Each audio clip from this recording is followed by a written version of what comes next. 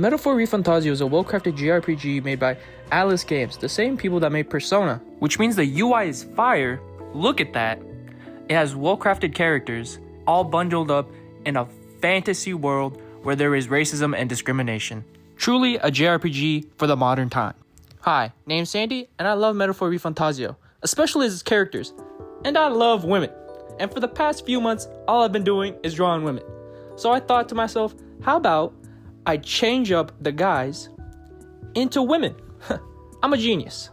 So this is how it went. Starting us off is the character Basilio.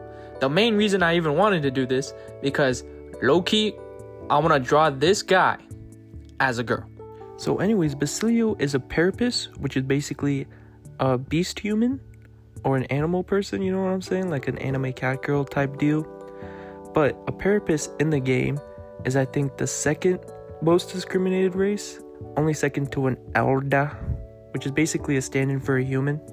But yeah, being the second most discriminated race in the game came with its good fair of downsides.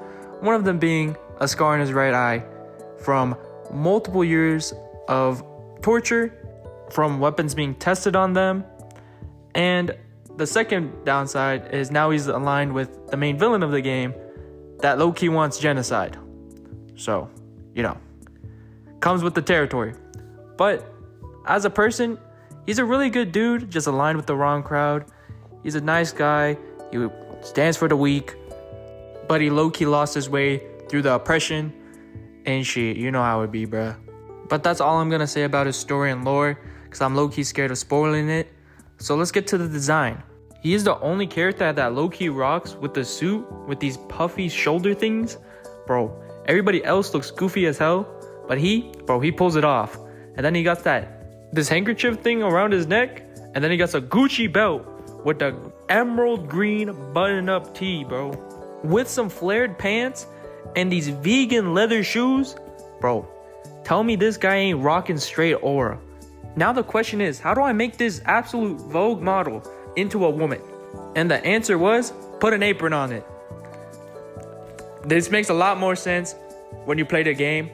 But basically, he loves cooking, and he's pretty darn good at it, because him and his brother, low-key, one day wanted to start a restaurant, but, you know, discrimination didn't allow it. You know what I'm saying? So that's where I got the idea for the illustration itself. But the actual design, I kept his hair, his messy hair with his braids, and then literally the fit. There's not really much that I changed other than just giving the brother a bigger chest, you know what I'm saying? And a grill in the background. But that's basically it. I like the drawing. I like it.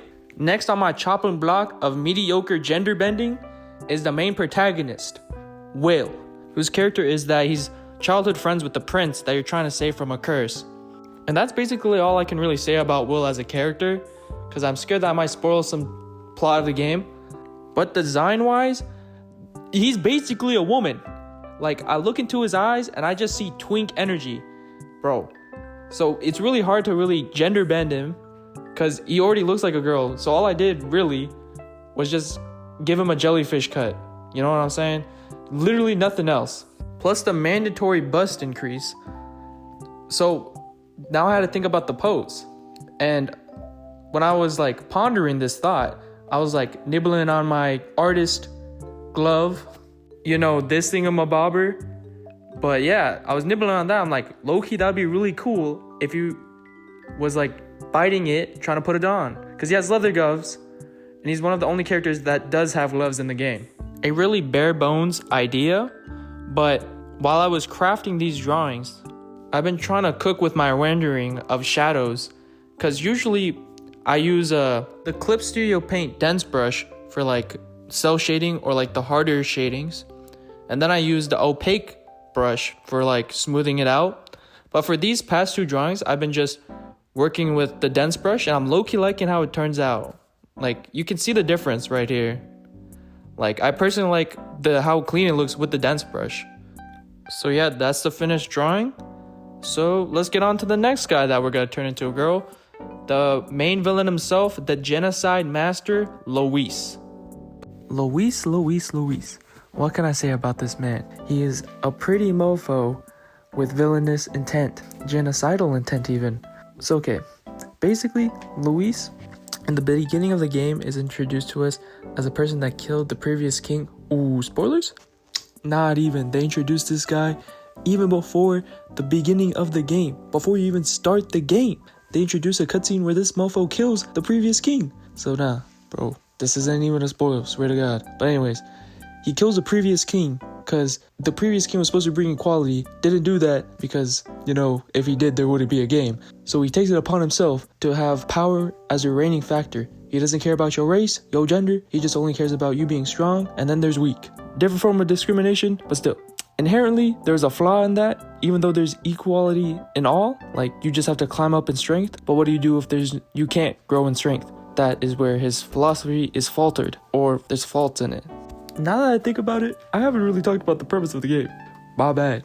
A little late in the video, but my bad. So basically, the premise of the game is the previous king died from Luis's hands, and now there's a race for the next candidate of the king. So there's two people in the running, the Sanctus Church, which is basically the religious figure from the theocracy, which is a government ruled by the religion. And then there's Luis as an opposing candidate to the Sanctus Church to oppose the current system of things, to make everybody equal, I guess. You know what I mean? There's only so much equality you can have.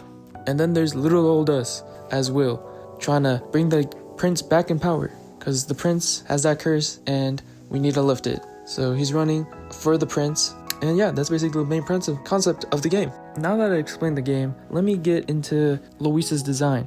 So basically, it's basically the design from Devilman Crybabies, the villain, the blonde one.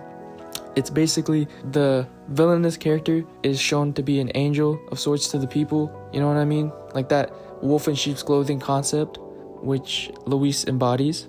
And because he's such a flamboyant man, very pretty, very woman-like, I must say, it is quite hard to make him woman, because the concept I had in mind was, because this guy's such a big bad villain, you know, he wants genocide and shit, how about, screw this guy, I'm gonna make him a little girl, because you ain't all that. Low-key, I honestly couldn't tell that I gender bend him. I tried so hard, but there's only so much you can do when you're trying to draw a little girl character, you know what I'm saying? Because the main way I've been trying to show that these guys are in fact women now is by increasing their bust size. Low-key can't do that with the little kid character. So, believe me, this is a woman. This is a girl. Trust me. I'm a Anna. And yeah, that's the first batch of turning Metaphor ReFantazio characters into girls.